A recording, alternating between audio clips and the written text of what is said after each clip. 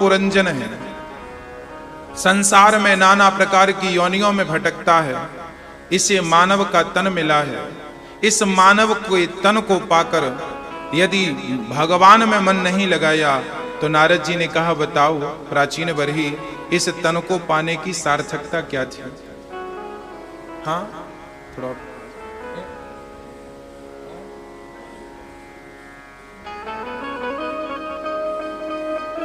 हाँ। श्री नारद जी महाराज कहते हैं, सुनो, आपने जो पाप किए हैं ना, उनकी सजा बड़ी भयंकर हो सकती है। प्राचीन बरही ने कहा, महाराज मुझे एक बात तो समझाइए, यदि मैंने पुण्य किया है तो अपने हाथों से और पाप किया है तो अपने हाथों से, और पाप और पुण्य को करने वाला शरीर तो यही नष्ट हो जाता है, तो मुझे लगता है कि पाप और पुण्य भी नष्ट हो जाएगा। जब पाप पुण्य करने वाला शरीर ही नहीं बचा तो पाप पुण्य क्यों बचेंगे, हमें वो क्यों भोगने पड़ेंगे? तब नारद जी ने कहा, ऐसा नहीं होता, तुमने जो पाप किया है उसका दंड भोगना ही पड़ेगा, शरीर रहे या बिल्कुल ना रहे। अच्छा, ऐसा भी है? हाँ, ऐसा ही है। अच्छा, कैसे? तब नारद जी ने एक बढ़िया सा उदाहरण दे दिया। नारद जी ने कहा, सुनो, एक सेठ जी थे, उनके कपड़ों की दुकान थी। कपड़े बेचकर जब वो घर आए, रात्रि का भोजन किया और सो गए। जब वो सोए तो उन्हें एक सपना आया। स्वप्न में उन्होंने देखा कि एक ग्राहक आया है। ग्राहक ने कपड़े मांगे, 2 मीटर कपड़ा चाहिए, दे दिया।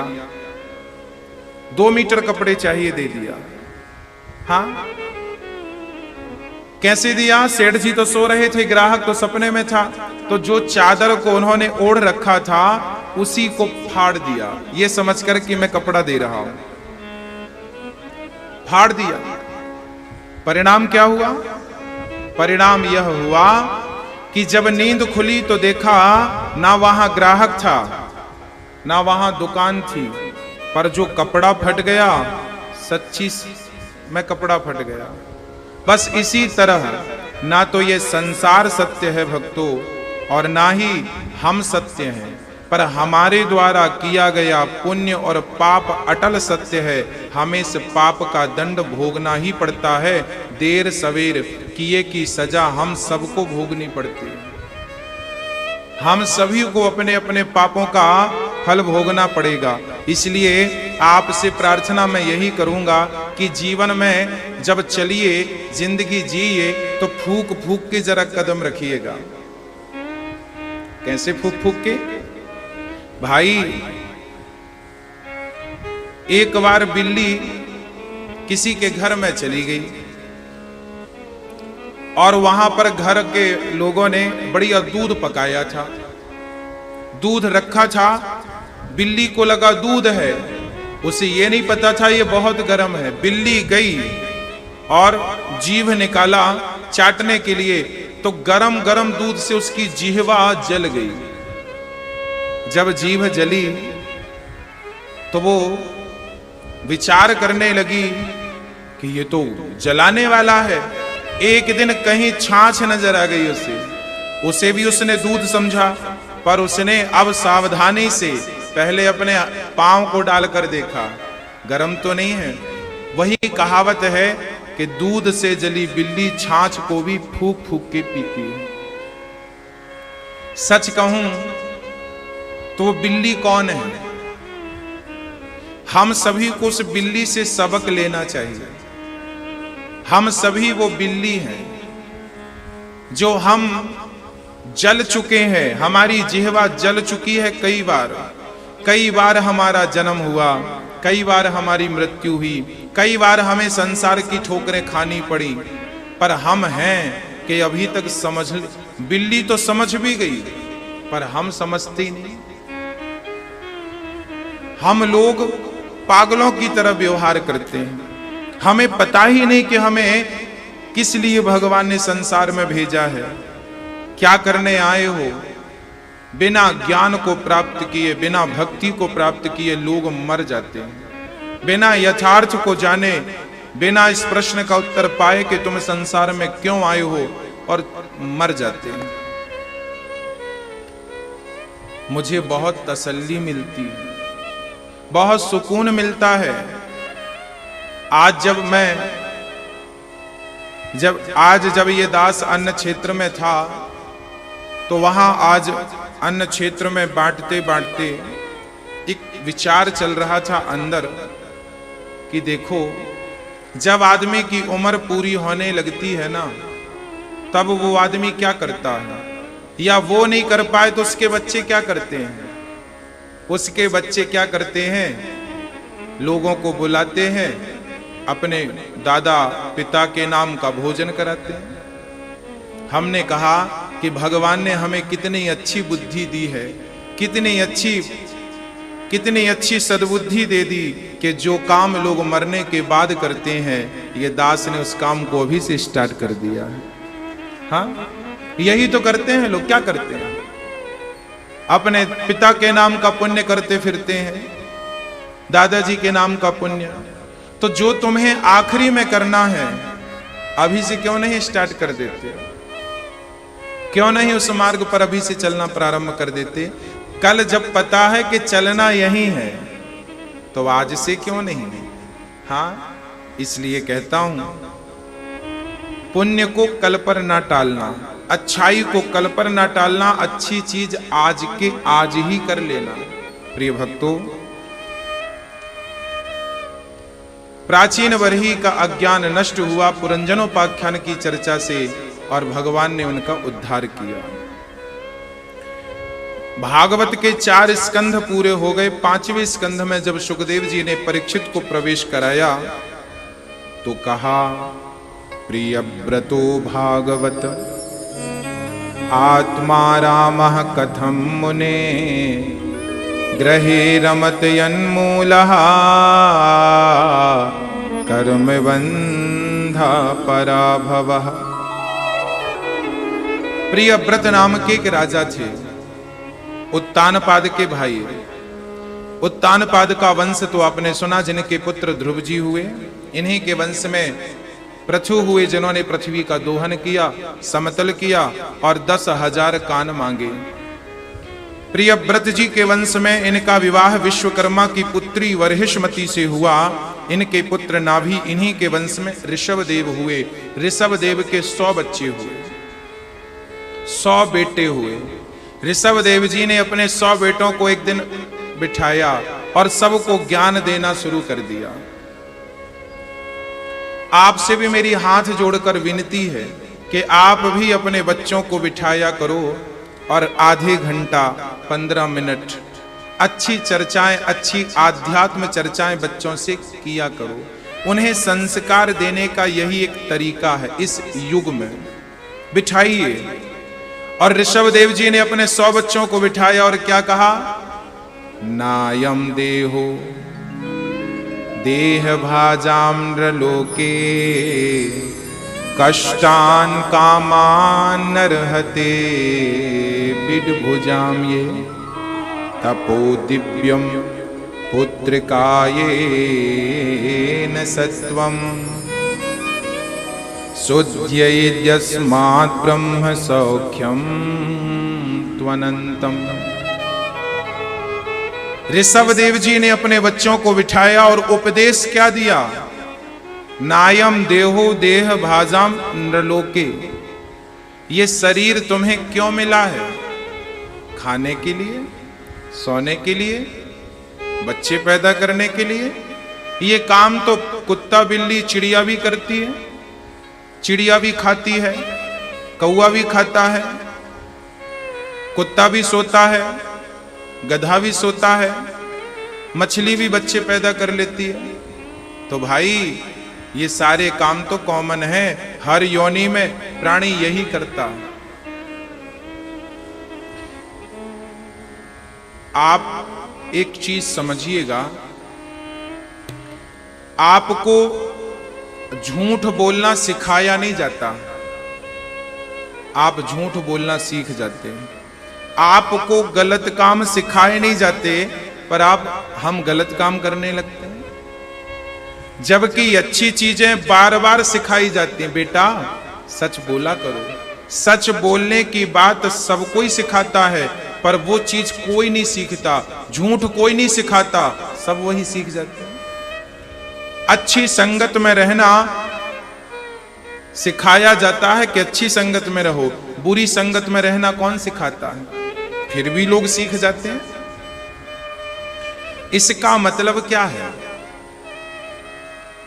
इसका मतलब यह है कि अच्छी चीजें सिखाने पर भी लोगों को नहीं आती, बुरी चीजें बिना सिखाए आ जा। क्यों? क्या कारण है?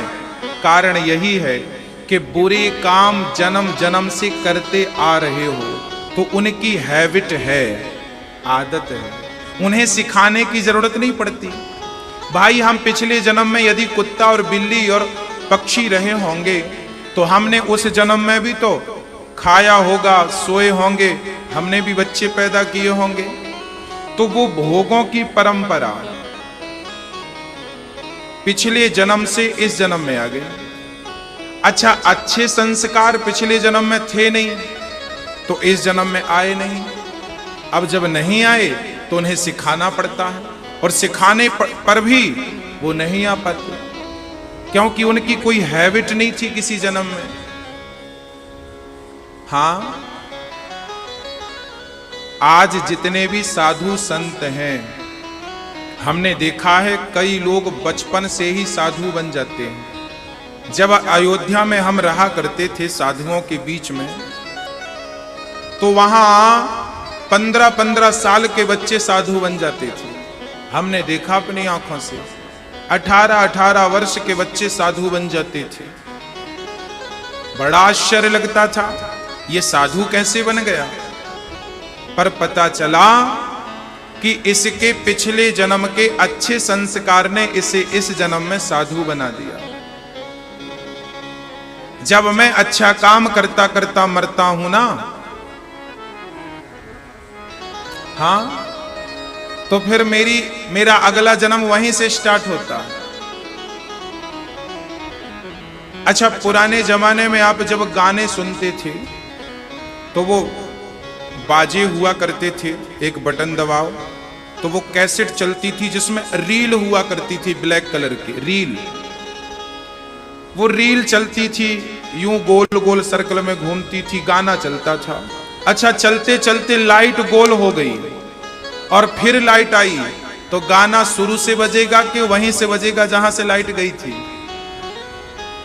है ना? कहां से बजता था?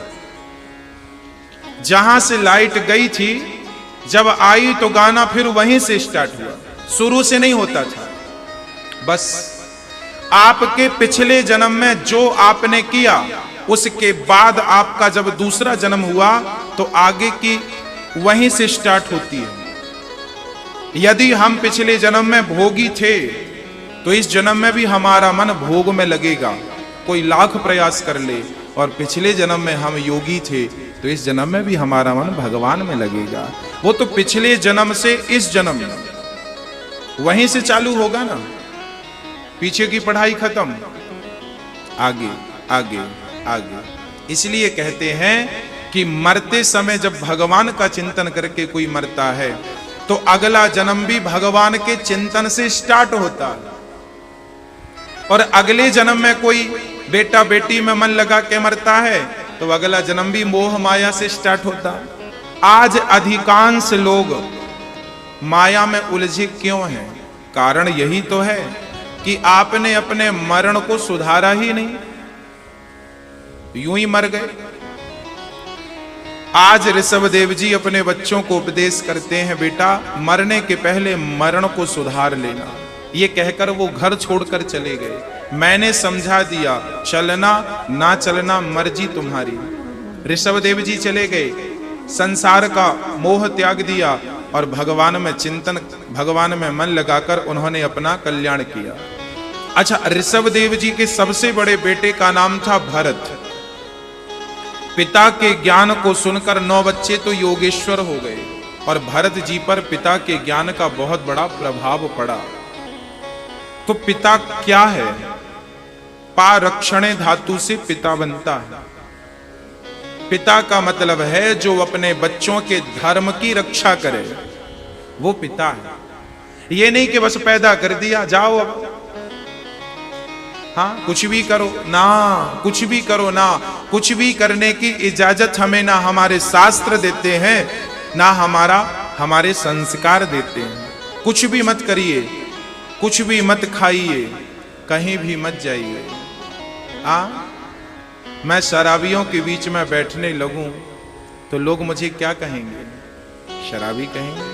और भक्तों के बीच में बैठने लगूं, भक्त कहेंगे। इसलिए कहीं भी मत जाइए, शराबियों के बीच में मत जाइए। कोई वैश्या के घर में किसी ने किसी को देख लिया तो लोग क्या कहेंगे? हाँ, बस इसलिए कहता हूं, बच्चों को आदत बनाइए कि बच्चे ये खुद निर्णय लें कि तुम्हें कहां जाना है और तुम्हारे कहां जाने में तुम्हारा कल्याण है। ये संस्कार है। इतना बोध तो बच्चों को करा ही देना। माता पिता आपसे कह रहा हूं। हाँ, श्री भरत जी महाराज ने अपनी प्रजा को वही ज्ञान दिया जो उनके पिता ने उन्हें दिया। जब प्रजा ने नहीं समझा, भरत जी भी घर का त्याग करके गंडकी नदी नेपाल में जो आज प्रेजेंट में बह रही है, जहां शालिग्राम भगवान निकलते हैं, वहां किनारे बैठ करके और बड़े भाव से श्री भरत जी महाराज प्रेम पूर्वक भगवान का चिंतन करने लगे। नारायण नारायण का जाप करने लगे। श्रीमन नारायण नारायण का जाप करने लगे। एक दिन भरत जी महाराज ने देखा कि एक मृग पानी में बहता जा रहा है। भरत जी ने उस मृग के बच्चे को पकड़ लिया और अपनी कुटिया पर लेकर आ गए। अरे भाई, भरत जी ने मृग के बच्चे को बचाया, अच्छा किया। गलती क्या हो गई? भरत जी ने उस मृग के बच्चे से प्रेम कर लिया। वो भरत जी अब भगवान का नाम छोड़कर मेरा मृग मेरा मृग मृग मृग मृग मृग जपने लगे। अंत में क्या हुआ? जब मौत आई तो भरत जी मृग को देखते देखते, मृग का चिंतन करते करते मर गए। यमराज जी ने कहा, आप मृग का चिंतन करते करते आए हैं, अब आपको मृग बन करके जाना पड़ेगा। खुद मृग बनकर आए। अंते यामति सागति, मरते समय मति जैसी गति वैसी। भरत जी जैसा महाज्ञानी, महान विद्वान, महान त्यागी एक मृग में उलझ गए। आपसे मेरी प्रार्थना है, कहीं आप ना उलझ जाना, क्योंकि आपको भी आजकल बहुत लोगों को कुत्ते पालने के बड़े शौक चल रहे हैं। अगले जन्म में खुद ना बन जाना। इसलिए कहता हूं, संसार से रिश्ते नाते कम रखो। उम्र हो चुकी है, बुढ़ापा आ चुका है, अब संसार से गांठें खोलना शुरू कर दो। हाँ भाई, एक गांठ होगी तो जल्दी खुल जाएगी, दो होंगी तो भी जैसे तैसे खुल जाएंगी, तीन गांठें होंगी तो थोड़ा समस्या ज्यादा है, और चार गांठें किसी ने लगा दी तो फिर ऐन वक्त में खुलेगी नहीं, और पांच गांठें हैं तो फिर तो संभव है कि आदमी डूब ही जाएगा। अच्छा एक बात बताओ, मैं समुद्र में डूब गया और मुझे किसी ने समुद्र में डुबा दिया, एक बड़ा सा पत्थर बांध दिया पेट पर और फेंक दिया। अब उसमें गांठ लगी थी। गांठ कितनी? यदि एक गांठ होती तो मैं बच जाता, दो होती तो भी मैं खोलता गांठ, दो भी खुल जाती, चलो तीन भी खुल जाएंगी, चार होंगी तब तक खोलते खोलते, चलो फिर भी थोड़ी सी उम्मीद करते हैं कि शायद वो भी खुल जाए, पर पांच होंगी बड़ा मुश्किल है, और छठवीं हो गई तब तो संभव है मरना, और सातवीं हो गई तब तो गई, फिर कोई संभावना नहीं है। बस अब आप देखो कि आपकी भी कितनी गांठ है। जैसे पेट में रस्सी बांधकर, पत्थर बांधकर लोग हमें समुद्र में फेंक दें, बस सच कहता हूं आपके भी पेट में पत्थर बांधकर, गांठ लगाकर फेंक ही दिया गया है। भगवान ने तुम्हें संसारिक सागर है, और इस संसार सागर में तुम्हारे पेट में भी पत्थर बांध के भगवान ने फेंक दिया। जाओ, गांठ खोल लोगे तो बच जाओगे, और नहीं खोली तब गए काम से। तो गांठ खोल लीजिए। आपकी कितनी गांठें हैं ये बताओ, आपने कितनी गांठ लगा रखी हैं? एक गांठ तो है बच्चों की, जितने बच्चे उतनी गांठ, 2 बच्चे तो 2 गांठ, फिर 2 बच्चों के 2-2 और बच्चे तो 2-2 4 2 6 गांठ तो यही हो गई। बड़े बेटे के 2 बच्चे, छोटे बेटे के 2 बच्चे, बच्चों से भी प्रेम, बच्चों के बच्चों से भी प्रेम, तब तक नाती का विवाह हो गया, और फिर नाती के बच्चा हुआ पंती, एक हुआ तो 6 और 1 7, चलो ये तो 7 परिवार में आ गए। चलो फिर पति अलग, फिर पत्नी अलग, फिर कुत्ते उत्ते पाले वो अलग, फिर पैसा जोड़ा, दुकान जोड़ी वो अलग, नाम प्रतिष्ठा पे मरे वो मिला वो अलग। कई लोगों का ध्यान पैसों में ही लगा रहता है। जो लोग पैसा पैसा करते मरते हैं वो सांप बनते हैं अगले जन्म में, काले वाले, कोबरा, किंग कोबरा। क्योंकि सांप के भीतर मणि होती है ना। ये बात मैं यूं ही नहीं बोल रहा हूं। पहले के जमाने में आपने देखा होगा, पहले के जमाने में बैंक नहीं होती थी तो लोग अपना पैसा जमीन में गाड़ देते थे। सोना बहुत लोगों को मिला है जमीन के नीचे, आपको भी मिला होगा, मिला है किसी, बहुत सारे लोग सोना मिला। पर आपने ये भी महसूस किया होगा, जहां सोना ओना होता था ना, वहां पे एक सांप भी होता था। सही बोल रहा हूं, मैंने सुना है, देखा नहीं। मुझे ये कुछ बोलते हैं उसको खजाना मिल गया, लोग कहते हैं खजाना मिल गया। पर खजाना जब मिलता, सांप आप जरूर होते थे वहां 4-6। ये सांप कौन थे? ये वही हैं जिन्हें गड़ाया था। सांप बन के बैठे हैं दादू राम। बैठी रहो, ताको अपनी प्रॉपर्टी को। तो आपका मन मरते समय पैसों में लगेगा तो निश्चित शास्त्र कहते हैं सर्प बन के आना पड़ेगा, सांप बनना पड़ेगा।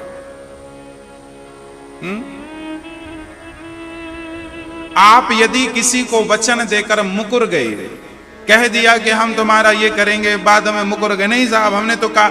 जो लोग झूठ बोलते हैं, पहले कह देते हैं फिर मुकर जाते हैं। जो अपनी वाणी से अपशब्द अपमान करते हैं, जो लोग अपनी वाणी से किसी का दिल दुखाते हैं, वो लोग अगले जन्म में चमगादड़ जरूर बनते हैं। क्योंकि चमगादड़ का मुंह ही सबसे गंदा होता है।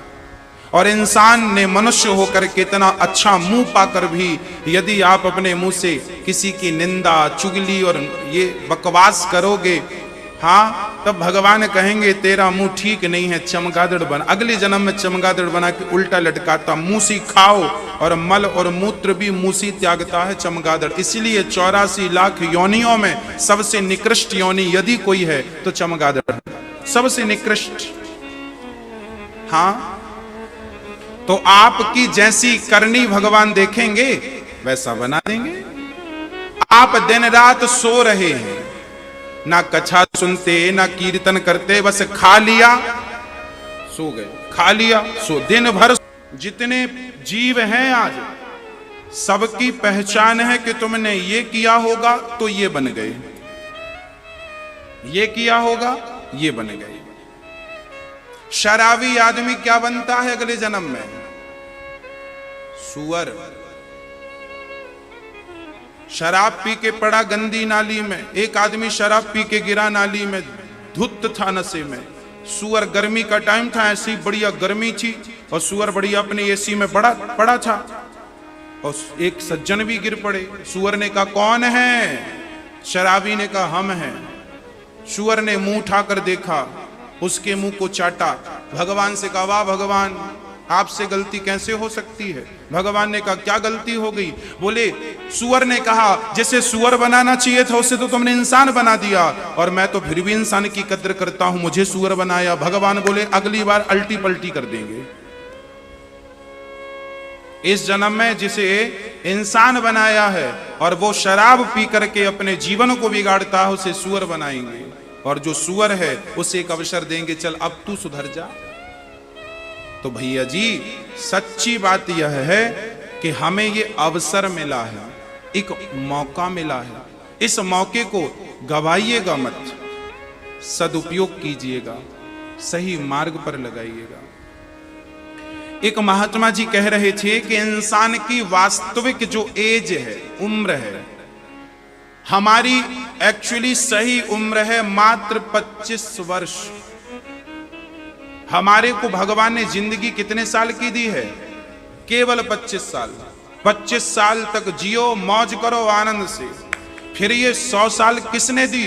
बोले क्या हुआ, एक जब भगवान ने मनुष्य को बनाया और आयु दी 25 साल, पूछा क्यों भाई तुम संतुष्ट हो? आदमी बड़ा चालाक, नहीं महाराज बड़ी कम उम्र दी आपने। तब तक बैल आ गया। बैल ने कहा प्रभु आपने हमें लंबी आयु दे दी, हम क्या करेंगे?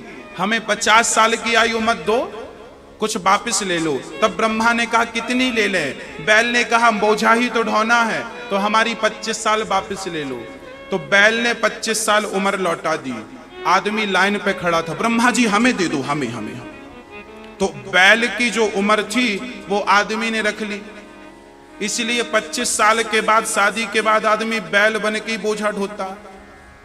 क्या लोग कहते हैं हम बैल बने घूम रहे हैं, बैल हो ही घूम क्या रहे हैं? हो बैल। पूरा जीवन बोझ। कब तक? बोले 50 साल तक। 50 साल, आयु 50 हो गई। ब्रह्मा ने कहा तो जाओ। बोले महाराज थोड़ी और मिल जाए। अच्छा अभी भी चाहिए तुम्हें? हाँ। बोले किसकी उम्र चाहिए? तब तक कुत्ता आ गया। बोले हमारी उम्र ज्यादा है, हमें भौंकना ही तो है, वापिस ले लो। ब्रह्मा जी ने कहा ठीक है दे दो।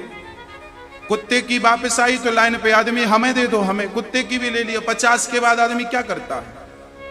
फिजूल की बातें, जिसे सामान्य बातों में कहा जाता है भौंकना। हाँ, ये सब पर अभी मैं इसका सही अर्थ करूंगा, ये आप अपने पे मत समझ लीजिएगा। हाँ, नहीं तो बात बिगड़ जाएगी। ये चलती है 75 तक। आदमी से भगवान ने कहा क्यों 75 हो गई, अब तो जाओ। बोले महाराज कुछ और मिल जाए। तब तक दौड़ा दौड़ा उल्लू आया। उल्लू आया। भगवान से कहा प्रभु ज्यादा उम्र दे दी आपने, क्या करेंगे? कितनी वापस करेगा? बोले हमारे 10 साल बहुत हैं, आप 25 साल वापस ले लो। ठीक है, 25 साल वापस किया। आदमी ने उल्लू की भी उम्र रख ली। इसलिए 75 के बाद जिंदा रह जाए तो फिर आदमी क्या करता है? पहले के जमाने में सीसीटीवी कैमरे थोड़ी थे। बूढ़ा आदमी ताकता रहता था, कौन आया कौन गया क्या हुआ, उल्लू की तरह। अब इसका सही अर्थ ये है कि यदि आपने 25 साल तक मौज से जिंदगी गुजारी है, 25 साल तक कोई प्रॉब्लम नहीं आती। 25 साल के बाद जब 50 साल तक की जिंदगी आप गुजारते हैं तो वो जिंदगी थोड़ी कठिन होती है। वो जिंदगी बोझा ढोने वाली होती है। ये बिल्कुल रियल है, बिल्कुल सच्ची बात है। आदमी बोझा ढोता है परिवार का, परंतु वो बोझा हल्का तब हो जाता है जब हम ये मानने लगते हैं कि हमारा भार तो भगवान ने उठा रखा है। जब आप ये मानकर जीवन बढ़ाते हैं कि भार भगवान ने उठा रखा है, तब आप निश्चिंत हो जाते हैं और बैल वो बन जाते हैं जो ये मान के चलते हैं कि बोझा मैंने उठाया है। इसलिए कहता हूं कि आप कभी ये थिंकिंग ना बनाइए कि भार आपने उठाया है, सदा ये भाव बनाइए कि हमारा भार तो हमारे गोविंद ने उठा रखा है। तब ये बैल वाली चीज आप पर लागू नहीं होगी, नहीं तो फिर बैल वाली लागू हो जाएगी। और 50 के बाद 50 साल के बाद ना सच्ची बात यह है, आदमी फिजूल का बोलता जाता है। कई बार तो घरों में झगड़े इस बात पे होते हैं, बूढ़े आदमी बोलते ज्यादा बोलते हैं। हम निवेदन करते हैं बूढ़े लोगों से, चुप रहा करो, और यदि बोलना ही है तो फिर अपनी वाणी से भगवान की कथा बोला करो, भगवान का नाम बोला करो। यदि भगवान का नाम और भगवान की कथा बोलोगे तब तो आपके बुढ़ापा में आपको हलवा पूड़ी मिलेगा, और फिजूल की बातें करोगे तो नमक रोटी भी मुश्किल है। घर परिवार में बहू कहेगी सास बहुत बोलती है, बहू बहुत खुश है जिसकी सास बोलती ही नहीं। इसलिए हम कहते हैं बुढ़ापे में एक मंत्र ले लो, कम बोलो, कम से कम बोलो। जरूरत है तो बोलो, जरूरत नहीं है बिल्कुल चुप रहो। बोलो तो भगवान की कथा बोलो, बोलो तो भगवान का नाम बोलो, खत्म बात। और 75 के बाद उल्लू की जो उम्र है, आप देखिए बुढ़ापे में आदमी क्या करता है, खटिया पे पड़ा है बस ताकता रहता, कौन आया कौन गया। अच्छा, बूढ़े आदमी को बड़ा मतलब रहता है कौन आया, वो ये नहीं कि बिस्तर में भगवान का चिंतन करे, भगवान नहीं, वो बुढ़ापे में आदमी उल्लू की तरह हो जाता है, बस ताकता कौन आया कौन गया, क्यों आया क्यों गया, काहे के लिए आया था, बताओ अब उसे सब पूरी कहानी, काहे के लिए आया था, पूरी हिस्ट्री बताओ उसको, कौन था, किसका भाई था, किसका भतीजा था, ये भी बताओ, सब बताओ, पूरी जन्म कुंडली दिखाओ उसको, ये भी बताओ कौन सा ग्रह कहां बैठा है उसका, सब बताओ। क्यों बताएं, क्या फायदा ये सब जानकर, क्यों माथा पच्ची करते हैं, ताकना ही है। तो आप बूढ़े लोग जहां भी सोया करें तो अपने बिस्तर के सामने ठाकुर जी का चित्र लगाएं, बाजू की दीवार में भी बिहारी जी का चित्र लगाएं, इस तरफ मेरे राघव का, मेरे रघुनंदन का, मेरे सीताराम का चित्र लगाएं। सामने जैसे ही आप बिस्तर से, आपके कमरे में एक दीवार में तो आपका सिर रहेगा, तो जिस तरफ आपका सिर है वहां सिर के ऊपर भी आप बिहारी जी को रख सकते हैं। और 4 दीवार होती हैं हर कमरे में, तो चारों दीवार में एक तरफ राम जी को लगा लो, एक तरफ बिहारी जी को लगा लो। हाँ, और बड़े प्रेम से जैसे ही सवेरे उठो तो पहली नजर बिहारी जी पर पड़े। यदि देखना ही है तो संसार को क्या देखना, आंखों से बिहारी जी को देखा करो। आंखों को इंतजार है सरकार आपका, आंखों को इंतजार है सरकार आपका। आंखों को इंतजार रहा आए, बस देखते रहो। देखना ही है ना, तो जमाने को क्या देखना, बस बिहारी जी को देखते रहो, बस बिहारी जी को निहार, इनकी रक्षा की। प्रिय भक्तों, एक दिन भरत जी एक पेड़ की छांव पर बैठे थे और एक राजा रहुगण पालकी पर चढ़कर वहां से निकलते हैं। राजा रहुगण का एक कहार बीमार पड़ गया, तब अकस्मात भरत जी को कहार बना करके लगा लिया। जब भरत जी पालकी लेकर चले रहुगण की, तो राजा रहुगण बैठे हैं और भरत जी ने देखा सामने चींटियां हैं। आपने बहुत लंबी छलांग लगाई, इतनी लंबी छलांग कि राजा रहुगण के सिर पर पालकी टकराई। पहली बार तो वो ज्यादा गुस्सा नहीं हुआ, पर दूसरी बार भी भरत जी ने छलांग लगाई, कहीं पांव के नीचे चींटियां ना दब जाएं। तब राजा रहुगण ने बोला, कौन है ये, उछल कूद क्यों करता है, जानता नहीं मैं कौन हूं। आज भरत जी का अपमान रहुगण ने कर दिया, आज तू ये गलती जो किया है इसकी सजा तुझे मैं मृत्यु दंड दूंगा, तू आज मारा जाएगा, हाँ आज तेरी मृत्यु हो जाएगी। भक्तों, परिणाम यही निकला। राजा रहुगण को देखकर भरत जी मुस्कुराए और समझ गए कि ये सत्संग करने जा रहा है पर अक्कल कौड़ी भर की नहीं है। सत्संग तो कर रहा है पर अक्कल कौड़ी भर की नहीं है। क्यों? कथाओं को सुनने से कोई ज्ञानी नहीं होता, जब तक कथाओं को धारण ना करे, उस बात पर अमल नहीं करे कोई, तो सुनने से क्या होगा? गीता हमने रट तो ली, पर गीता के शब्दों पर गौर नहीं किया, उस मार्ग पर नहीं चले, तो रट लेने से क्या फायदा? रट्टू तोता बन गए फिर तो। रटने से काम नहीं बनेगा भक्तों।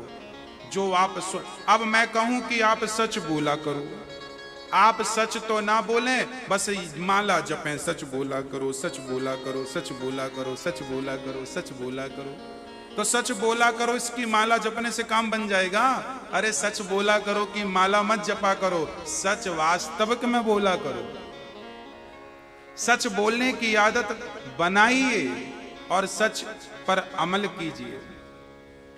आज भरत जी ने रहुगण को जो ज्ञान दिया, बड़ा अद्भुत ज्ञान था।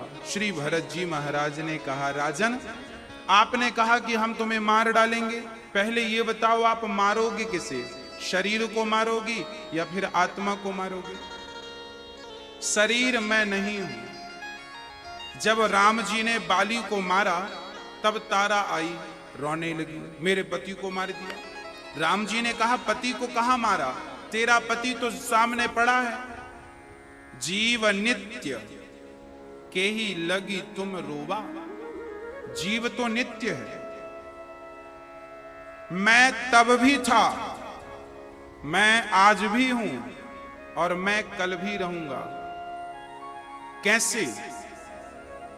बोले नीम कल भी कड़वी थी, आज भी कड़वी है, आगे भी कड़वी रहेगी। मैं 5 तत्वों से मिलकर बना हूं। मैं कितने तत्वों से मिलकर बना हूं? पृथ्वी, जल, वायु, अग्नि, आकाश। मैं 5 चीजों से मिलकर बना हूं। अच्छा, सोना जब आभूषण बनता है तो कितनी चीजों से मिलकर बनता है? सोना जब बाले बन गए, हार बन गया, मंगल सूत्र बन गया, तो सोने में अन्य धातुओं के टांके लगाए जाते हैं। है तो सोना, थोड़ा टांके लगाए गए, कुछ चीजें मिलाई गई हैं, 3-4 प्रकार की चीजें मिलती हैं, फिर टांका लगता है। अच्छा, अब क्या करना है? सोने के आभूषण बने, और जब हम सोने को फिर से भट्टी पर या तेजाब पर डाल दिया तो क्या हुआ? वो सोना फिर से क्या बन गया? आभूषण जो था वो क्या बन गया? फिर सोना। फिर दूसरा आभूषण बना दीजिए। आपने आभूषण, फिर अभी आपके पास हार था, आपने सोनी जी से कहा हार अब हमें नहीं चाहिए, इसकी हमारे को बाले बना दो, अंगूठी बना दो। तो वो सोनी जी उसे गलाएगा, तपाएगा, उसी सोने का आभूषण दूसरा बना देगा। फिर आपको पसंद नहीं आया, फिर दे दो, फिर वो उसको बदल देगा। सोना नहीं बदला, आभूषण बदलते गए। उसी प्रकार हमारे 5 तत्व नहीं बदलते। हम 5 तत्वों के तब भी थे, आज भी हैं, आगे भी रहेंगे। पृथ्वी तत्व, वायु तत्व, अग्नि तत्व, जल तत्व, आकाश तत्व, ये 5 तत्वों का शरीर बनता है। जैसे सोना कभी नहीं मिटता, आभूषण मिटते हैं, ऐसे 5 तत्व कभी नहीं मिटते। 5 तत्वों का बना हुआ ये आकार बनता और बिगड़, ये शरीर एक आकार है। जैसे सोने से आभूषण के आकार हैं, ऐसे आकार बनते और बिगड़ते रहते हैं। कभी मैं चींटी बना, कभी मैं हाथी बना। आकार चींटी का, हाथी का, डाई जो रहेगी वही तो निकलेगा मॉडल। हाँ, तो कभी हाथी की डाई में भगवान हाथी के सांचे पे ढाल देता, हम हाथी जैसे दिखने लग जाते। आदमी के सांचे पे ढाल दिया, आदमी, स्त्री के सांचे पे ढाल दिया, औरत। बस 5 तत्व तो स्त्री के भीतर भी हैं, चींटी के भीतर भी हैं, हमारे भीतर भी हैं। बदला क्या? केवल नमूना, रूप और रंग ही तो बदला है, नक्काशी ही तो बदली है, तत्व थोड़ी बदला है। हाँ, सबका वही है। राजा रहुगण से भरत जी ने कहा, आप मारोगे किसे? शरीर को। तो मैं तो शरीर हूं ही नहीं। शरीर तो 5 चीजों से मिलता है, 5 में मिल जाता है, बात खत्म। आभूषण भट्टी पे डालो, सोना बन गया, आभूषण तो खत्म, पर सोना खत्म नहीं। हमारे मरने पे हमारा ये रूप तो मर जाएगा, पर हमारा तत्व 5 तो जिंदा रहेगा। तो हम शरीर नहीं हैं। हम कौन हैं? हम शरीर को देखने वाली आत्मा है। हाँ, ये हाथ है, मैं हाथ नहीं हूं। ये नाक है, मैं नाक नहीं हूं। ये कान है, मैं ना कान नहीं हूं। मैं कान से अलग हूं कि नहीं? मैं हाथ से अलग, ये मैं हूं, ये हाथ। अब ये जो कह रहा है मैं, अब ये बताओ ये मैं कौन है? आप कहते हैं ना मेरी नाक, मेरी आंख, मेरा कान, मेरे गाल, मेरा गला, मेरा हृदय, मेरा पेट, मेरी पीठ, मेरी कमर, मेरा घुटना। तो आप कहते हैं मेरा। ये हाथ आपका है, आप हाथ नहीं है। आंख आपकी है, आप आंख नहीं है। अब ये बताओ आप कौन है? ये जो आप कह रहे हैं मैं और मेरा हाथ, मेरा कान, आप कौन है साहब? आपका परिचय क्या है? क्या परिचय है आपका? क्या है आप? कौन है आप? ये कौन कह रहा है कि मैं ये हूं? मैं कौन हूं? मैं आत्मा हूं। ये जो कहता है ना मेरा, मेरा कान, मेरा गाल, मेरी आंख, ये मेरा जो है ये कौन है? ये मेरी आत्मा ही है। मैं कौन हूं? मैं शरीर नहीं, मैं आत्मा हूं। ओनली आत्मा। वो आत्मा हूं जो ना मोटी होती है, ना पतली, ना तो ना गोरी होती है। आत्मा अजन्मा भी है और अविनाशी अमर भी है। अब आप कहेंगे महाराज जी तो फिर आत्मा जब मरती ही नहीं तो लोग क्यों कहते हैं फलाना मर गया, फलाना मर गया? हाँ, ये लोग कहते हैं, अज्ञानवश कहते हैं। समझदार व्यक्ति कभी ये नहीं कहता कि मर गया। हमारे साधु समाज में ये नहीं कहा जाता कि मर गया। साधु समाज में ये कहा जाता है फलाने पूरे हो गए। फलाने क्या हो गए?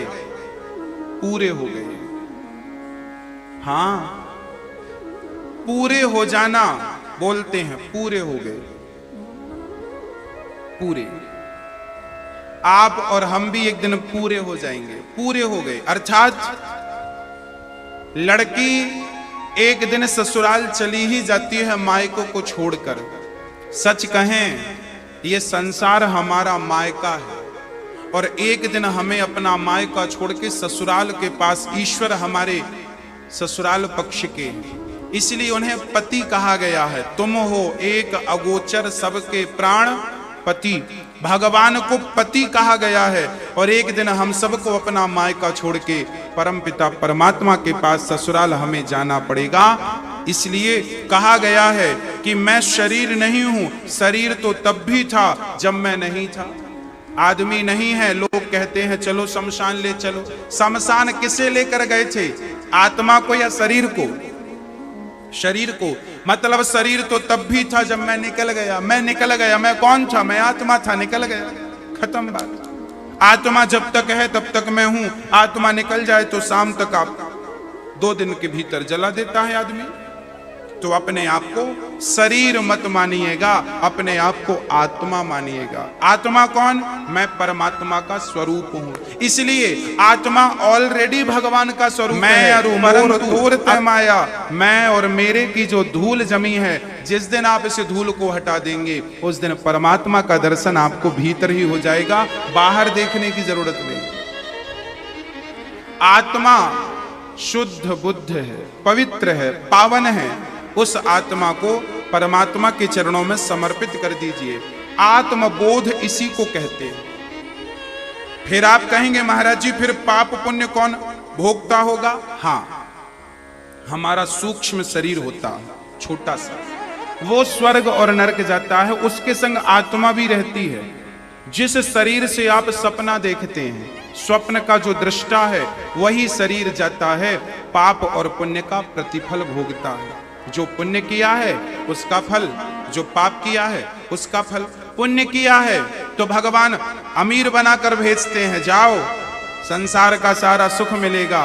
पाप किए हो तो 2-2 रोटी को जरा तरसना पड़ता है। और बड़े पापी हो तो फिर वो कुत्ता बिल्ली बन के पाप समाप्त करना पड़ेगा, तब फिर मानव का चोला मिलेगा। ये मानव का तन 84 लाख योनियों के बाद मिलता है, इसे पाकर केवल उसकी प्राप्ति करनी होती है।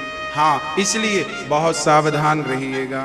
भरत जी के इस दिव्य ज्ञान से रहुगण का अज्ञान भंग हुआ और रहुगण चरणों में गिर पड़े। महाराज, आपने मेरे अज्ञान की सारी गांठें खोल दी।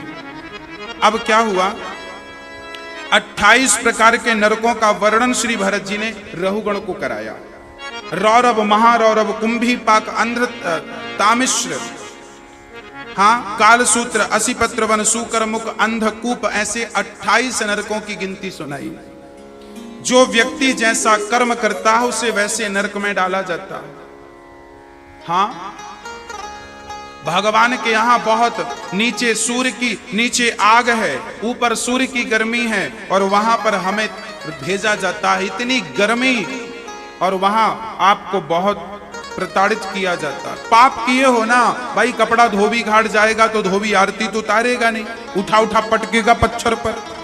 कब तक पटकेगा? जब तक दाग नहीं चला जाएगा, जब तक हमारे भीतर की मैल समाप्त नहीं होगी तब तक पटकेगा। नरक तब तक ही मिलते हैं जब तक आपके भीतर की पाप समाप्त नहीं भये। अब आप अपने आप से पूछ लो कि आप कितने बड़े पुण्यात्मा और कितने बड़े पापी हो। मैंने तो अपने आप से पूछ लिया है, बस आपका अपना बाकी है।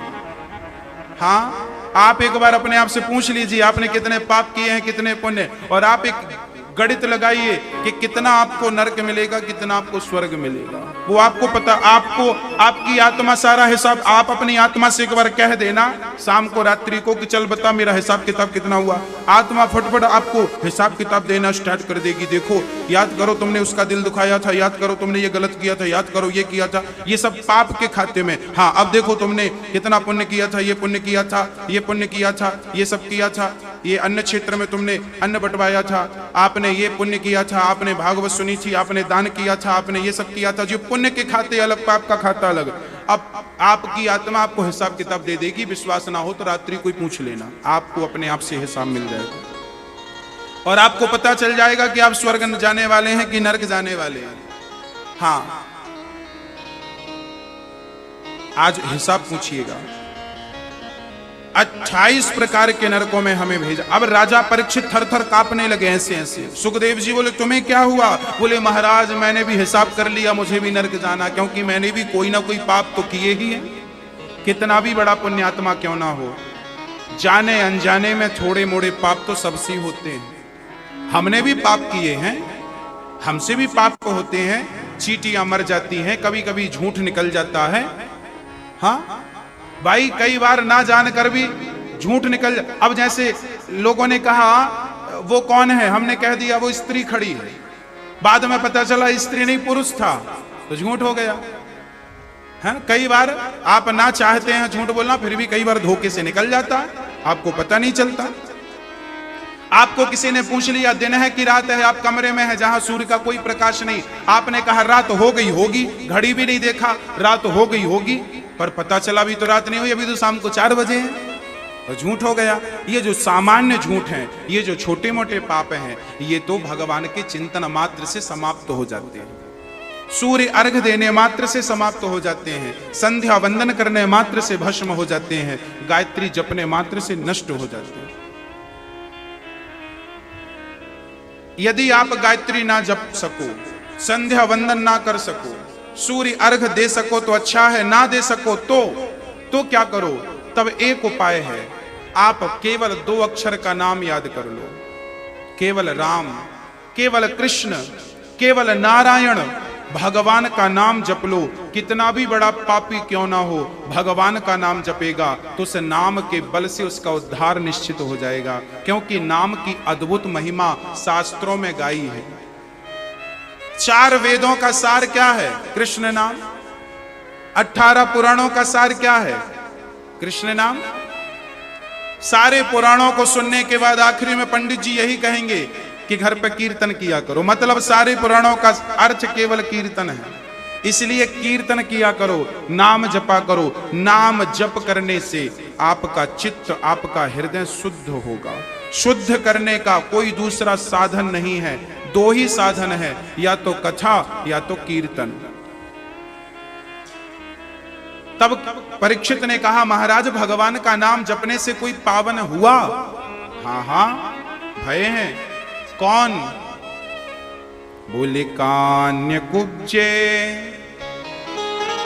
ध्वजः कश्चित् दासीपति रजामिलः नाम्ना नष्ट सदाचारो दास्याः संसर्ग दूषितः। कान्यकुब्ज ब्राह्मण, नाम था अजामिल। अजामिल नाम के एक पंडित जी रहा करते थे। उन्होंने अपना मन एक महिला में लगा दिया, एक स्त्री में लग गए, भोगों में उलझ गए। हाँ, पाप करने लगे, चोरी करते हैं, सारा पाप करते हैं, पाप का संग्रह ज्यादा हो गया। लोग कहते, अजामिल भगवान का नाम भी जप लिया करो। तो अजामिल कहते, तुम जपो, हम क्यों जपें? तो लोग पूछते, क्या जपें हम? तो अजामिल कहता, वही जपो जो तुम कह रहे हो। मतलब वो धोखे से भी भगवान का नाम लेना पसंद नहीं करता था। इतना बड़ा पापी था अजामिल। उसे नरक जाना था, उसे नरक की यातनाएं मिलने वाली थी। पर अजामिल से एक पुण्य बन गया मरते समय। कौन सा पुण्य? अजामिल के छोटे बच्चे का नाम उसकी पत्नी ने जिद करके नारायण रख दिया। कुछ संत आए अजामिल के घर, दक्षिणा ली, अन्न लिया, आटा चावल दाल दिया। आपके घर भी पहले के जमाने में मांगने वाले आते थे तो लोग ना एक सुपड़े में सीधा लगा के देते थे। सीधा जानते हैं आप? सीधा जानते हैं? सीधा नहीं जानते, उल्टा जानते हैं। सीधा, घर में कोई पंडित जी आते थे तो बोलते थे सीधा दे दो। सीधा मतलब क्या होता था, वो सीधा करके बताता हूं।